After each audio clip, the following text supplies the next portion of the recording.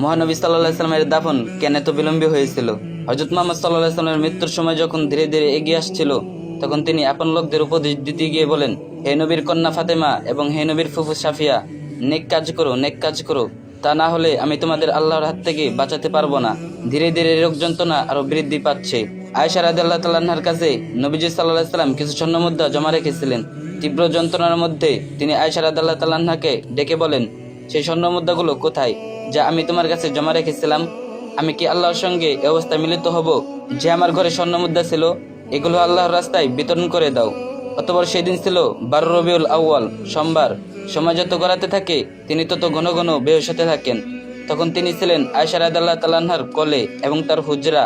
ঘটনাক্রমে আব্দুর রহমান ইবনে আবু বকর রাদিয়াল্লাহু তাআলা আনহু রাসূলুল্লাহ সাল্লাল্লাহু আলাইহি সাল্লামের কাছে একটি মিসওয়াক হাতে নিয়ে এসেছিলেন। রাসূলুল্লাহ সাল্লাল্লাহু আলাইহি সাল্লামকে বারবার মিসওয়াকের দিকে তাকাতে দেখে আয়েশা রাদিয়াল্লাহু তাআলা আনহা বলেন, আপনি কি মিসওয়াক করবেন? তখন তিনি মাথা মোবারক নেড়ে সম্মতি জানালেন। তারপর আয়েশা রাদিয়াল্লাহু তাআলা আনহা একটা মিসওয়াক নিয়ে মুখে চিবিয়ে নরম করে রাসূলুল্লাহ সাল্লাল্লাহু আলাইহি সাল্লামকে দেন।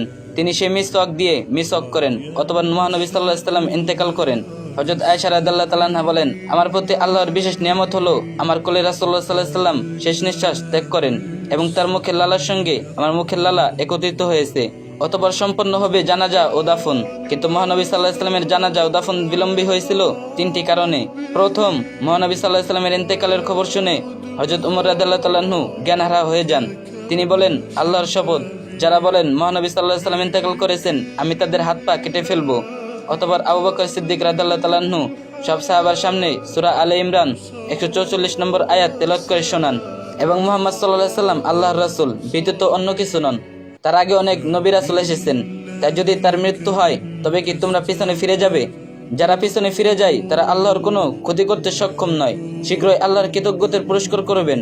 তখন সবাই শান্ত হন এবং বুঝতে পারেন যে আসলে রাসূলুল্লাহ সাল্লাল্লাহু আলাইহি সাল্লাম ইন্তেকাল করেছেন।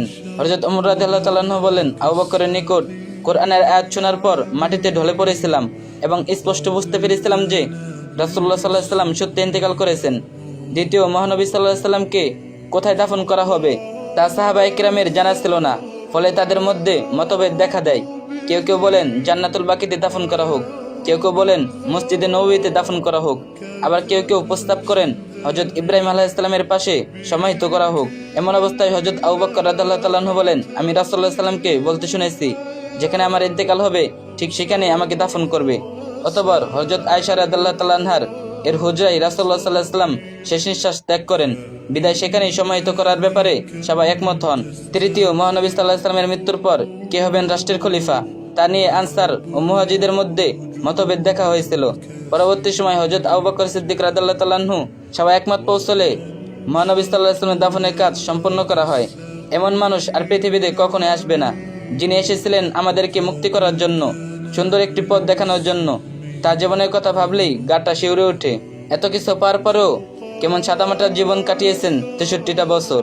আমাদেরকে ভুলে যায়েন না ইয়া রাসূলুল্লাহ। আর ভিডিওটা একটা শেয়ার করে দিবেন, আর যে যত পারেন বেশি বেশি কপি লিংক করে দিন।